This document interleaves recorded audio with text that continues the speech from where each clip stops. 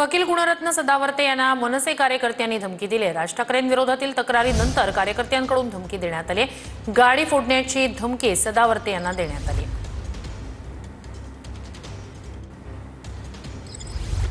कौन बोलता है? मोकल बोलतो राज साहेबांचा महाराष्ट्र सैनिक। कौन बोलता है? अंकलेश मोकल बोलतोय।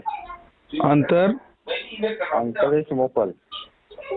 अंकलेश मोकल। हाँ बोला। तुम्ही राज साहेबांबद्दल चुकीचं स्टेटमेंट कसं देता हो? कशाचं स्टेटमेंट हो? नॅशनल एज्युकेशन पॉलिसी आहे, त्रिभाषिक 3 भाषा शिकवण्याचा राष्ट्रीय अधिकार आहे, बाल हक्काचा अधिकार आहे भारतीय संविधानातील आर्टिकल 21 खाली। मला सांगा, 3 भाषा शिकवण्याचा अधिकार असल्याच्या नंतर आपण काय लोकांच्या लेकराला घरातल्या खिशातल्या पैशाने शिकवतो का हो? 3 भाषा शिकवल्या जातील, कोणी सुद्धा थांबवू शकणार नाही। वेल्डिंगची कसम मारून फिरता आणि राष्ट्रभर चुकीचं स्टेटमेंटला उद्या तुमच्या घरावर हल्ला आला, तुम्ही जिम्मेदार तुम्ही असतात। माझ्या घरावर हल्ला करण्याची धमकी द्यायची नाही, मला भीती वाटत नाही। हा, भीती वाटत नाही। उद्या मला तुम्ही गाडीमध्ये दिसलात ना, तुमची गाडीची काच फुटली जाईल, हे लक्षात ठेवा।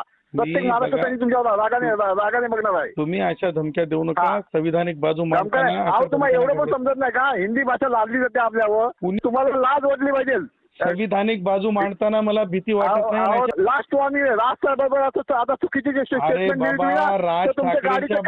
राज ठाकरेंना सुधारायला सांगा, राज ठाकरेला सुधारायला सांगा। त्यांना दादागिरीची भाषा केली तर योग्य त्या न्यायालयामध्ये उभा करू, सोडलं जाणार नाही। राज ठाकरे थोडंच जागीरदार आहे, हे शिकलं पाहिजे ते शिकलं नाही पाहिजे, ते केलं पाहिजे हे केलं पाहिजे। लालबाग, परळ, दादर, माहीम ह्या गल्ल्या आहे, एवढ्या गल्ल्या जर सोडल्या तर दिल्लीचे माननीय अमित शाह साहेबांना, मोदीजींना, ज्यांनी 3 भाषा देशात शिकवायचं सूत्र आणलं, त्यांच्यावर म्हणजे सूर्यावर काहीतरी असं केल्यासारखं आहे।